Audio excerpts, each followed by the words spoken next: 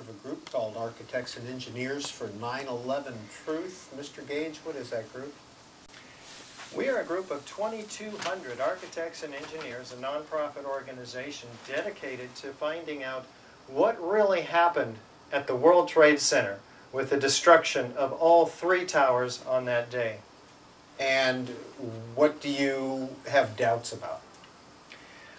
Much loss of life, or they wouldn't have gone out of the way to kill Commander Massoud, because we wouldn't have wanted to try to retaliate against them, to use him to retaliate against them for something they did to us. Well, yes, that was exactly the case. And I realized there would be a monstrous attack on the United States, so I immediately called the White House. I called the White House, I called for National Security Advisor Condi Rice, and her assistant came on the phone and said, Congressman Rohrabacher, what is it? And I said, I've got to see her, I've got to warn her about an imminent major terrorist attack that is going to happen very soon in our country.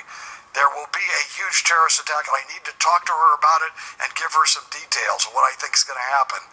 And the aide said, you know, Congressman, she's talked about Afghanistan before. We know you're an expert on that, but she can't see it today. You know, she's a very busy person. But if you come over tomorrow at 3 o'clock, she will talk to you, and I will put you on the schedule. So, I was on the schedule at 3 o'clock to talk to Condoleezza Rice to warn her of an imminent major terrorist attack. That's what the schedule says. That was the day that I was supposed to meet her was 9/11. That day, the planes began flying into the buildings at 8:45.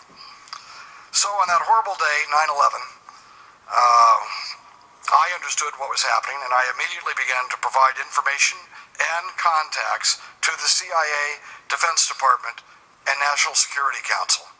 First, I want to discuss a perpetual problem at the FBI, whistleblower protection. Director Mueller has repeatedly assured me that he will not tolerate retaliation against whistleblowers at the FBI. Despite these assurances, 2 particular whistleblower cases have been dragging on for years. These cases are largely fueled by the FBI's desire to continue appeal rulings and findings of wrongdoing by FBI supervisors. FBI agent Jane Turner filed a whistleblower complaint in 2002 when she discovered FBI agents were removing items from ground zero following 9/11. She faced retaliation for raising concerns about these agents, and her case has been stuck in administrative limbo at Justice Department for over 9 years. Well, the architects and engineers that I represent have found evidence that has not been told to the American people by the agencies tasked with explaining the destruction of these towers. Evidence of controlled demolition, particularly with the 3rd high-rise that collapsed on that day in the afternoon of 9/11, World Trade Center 7. We're looking forward to sharing with your viewers that evidence today. Well, let's look at a little bit of video that your group has put out, and you can explain it after we see it.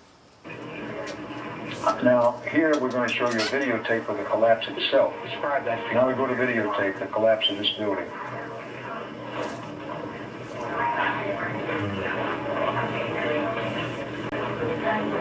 It's amazing. Amazing, incredible, pick your word. For the 3rd time today, it's reminiscent of those pictures we've all seen too much on television before, when a building was deliberately destroyed by well-placed dynamite to knock it down. Mr. Gage, that was Building 7, Dan Rather narrating on CBS Live. It sure was, and most Americans are completely unfamiliar with this. In fact, architects and engineers around the world, mostly all unfamiliar with the 3rd worst structural failure in modern history. I mean, here is a 47-story skyscraper. At 5:20 in the afternoon, it drops like a rock, and I mean this fast. Free fall acceleration, straight down, uniformly, symmetrically, as you saw. Now, a building with 40,000 tons of structural steel cannot fall straight down like we saw due to normal office fires, the official reason given us by NIST the National Institute of Standards and Technology without all 80 columns on each floor being removed simultaneously and then synchronistically timed floor by floor.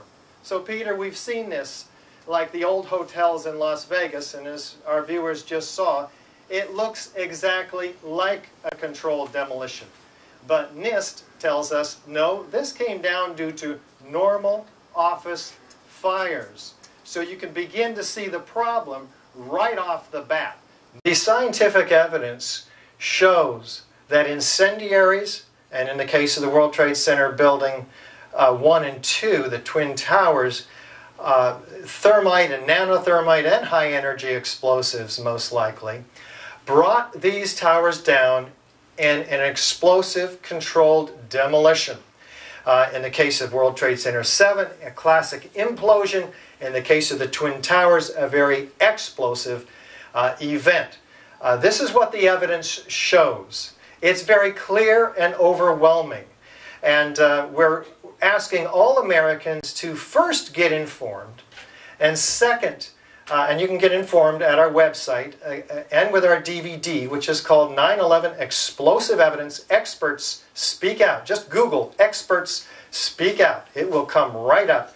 And once people are informed, they can tell others, because this is a grassroots organization largely, operating because of what amounts to a censorship on the part of most mainstream media. We praise C-SPAN for having the courage to bring forth the evidence on this morning's show.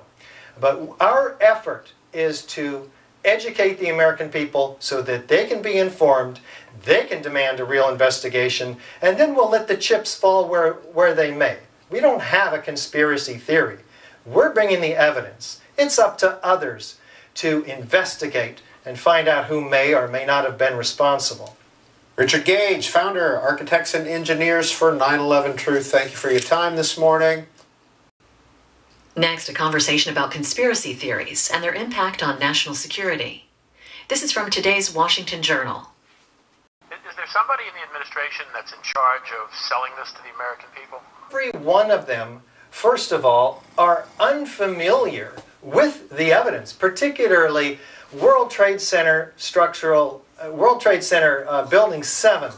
And this is the third worst structural failure in modern history, and yet architects and engineers are not familiar with it. So when we travel, we get them in our audiences, and just like lay people in the audience, they end up agreeing with us by an overwhelming majority. I mean, like 90 to 100% of them, when they see this building coming down, which, by the way, they can see also on our website, ae911truth.org. That's ae911truth.org, on which people can see the building coming down, and of course in the exact manner of classic controlled demolition. So the problem is, A, architects are expressing opinions, a lot of them, and engineers, before they see the evidence. Those opinions are uninformed. You have to see the evidence to have an informed opinion.